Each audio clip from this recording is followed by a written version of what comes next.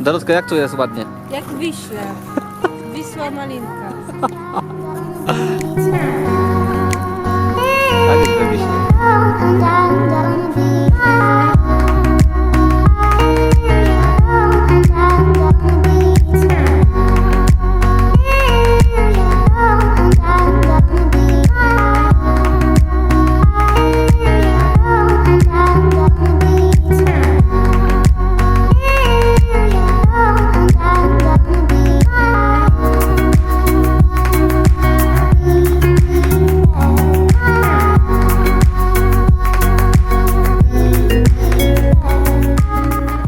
Witam Was serdecznie z Klagenfurtu, z nad jeziora Wörthersee, które jest największym jeziorem w Austrii i najcieplejszym jeziorem też w Austrii. Jesteśmy tutaj po to, aby ocenić kemping, który znajduje się dosłownie kilka metrów od linii brzegowej tego jeziora.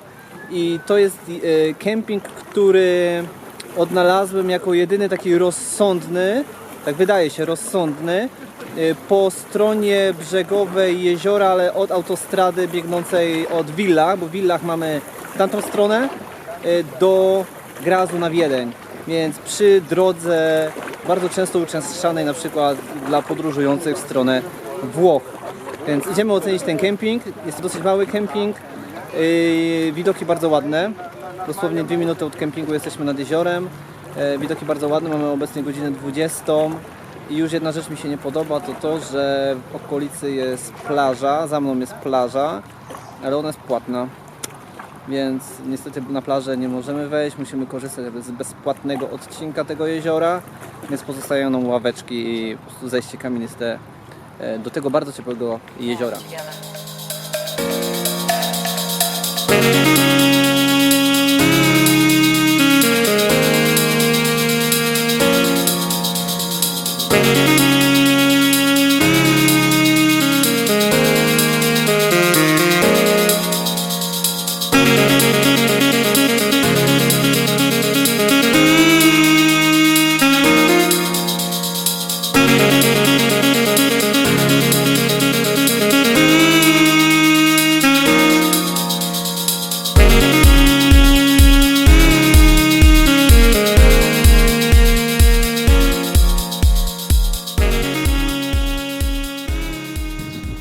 Analizując parcele, widzę, że jest ich tutaj dosyć duża ilość, ale one są bardzo gęsto ze sobą połączone. Tu czasami jest tak, że no jakby patrzy się sąsiadowi w okno i my na przykład dostaliśmy też dosyć małą parcelę, gdzie mieliśmy problem z naciągnięciem namiotu, porządnym naciągnięciem namiotu, ale być może wynika to z tego, że przyjechaliśmy tutaj po prostu bez wcześniejszej rezerwacji, tylko na jedną noc, więc dostaliśmy to, co akurat było wolne. Widzę, że duże przyczepy mogą mieć problem jednak ze zmieszczeniem się na tych parcelach, chyba że wcześniej zarezerwujecie te parcele z adnotacją, że chcecie o największej powierzchni, ponieważ widzę, że jest gradacja tutaj. Są no, chyba 2 albo 3 gradacje w zależności od wielkości parcel. Co ważne, jakby pomieszczenia, prąd nie zawsze jest w rogu każdej z parcel. Niejednokrotnie jest tak, że po prąd trzeba udać się do drugiego rzędu, więc polecam tutaj mieć porządne przejściówki i gniazda prądowe są na 2 bolce, takie jak u nas w Polsce w gniazdkach. Co do wody, woda nie jest na każdym rogu z parcel. Po wodę trzeba iść niejednokrotnie kilkanaście metrów, więc chyba najbliżej po wodę udać się do toalet. Widzę, że pomimo tego, że część z tych parcel jest mała, to nie wszystkie też są zacienione. Część parcel jest w części słonecznej, ale za to wszystkie są trawiaste, więc tutaj raczej nie spotka się parcel, na których jest piach, raczej wszystkie są trawiaste. Na tym kempingu łazienki i toalety są bardzo czyste i zadbane. Jest ich tutaj kilka punktów i z każdej parceli w przeciągu 2 do 3 minut można dojść do toalet. Są one podzielone na 2 części, osobno są prysznice i osobno są toalety i co ciekawe, w toaletach z umywalek leci tylko zimna woda, a z umywalek w części prysznicowej leci już woda ciepła i zimna. Te toalety są również podzielone na taką część dziecięcą, gdzie są małe umywaleczki w których mniejsze dzieci mogą również umyć sobie ręce. To tutaj też myjemy naczynia i w części centralnej jest możliwość wyprać ubrania, ponieważ jest tam pralnia. Widzę, że toalety są bardzo często sprzątane, akurat jest godzina 12 i od 11 do 13 toaleta za mną jest zamknięta z powodu czyszczenia, więc bardzo fajnie, że ktoś tutaj dba ciągle o jakość i czystość tych sanitariatów, ponieważ widzę po kafelkach, że ten kemping jednak ma już kilkanaście lat, więc pomimo swojego wieku jednak ciągle właściciele dbają o jakość i czystość, co jest bardzo fajne. Więc myślę, że z toalet powinniście być zadowoleni. Z informacji praktycznych widzę, że recepcja jest czynna do godziny 22:30, a wymeldować należy się do godziny 11:00 i teraz, znaczy oni jakoś w miarę lekko podchodzą do tych godzin, bo jest grubo po godzinie 12:00. My musieliśmy opuścić swoją parcelę, ale jesteśmy samochodem tutaj na kempingu i powiem szczerze, nikt nie sprawdza w ogóle, czy wyjechaliśmy. Te bramki są otwarte, no jakby blues.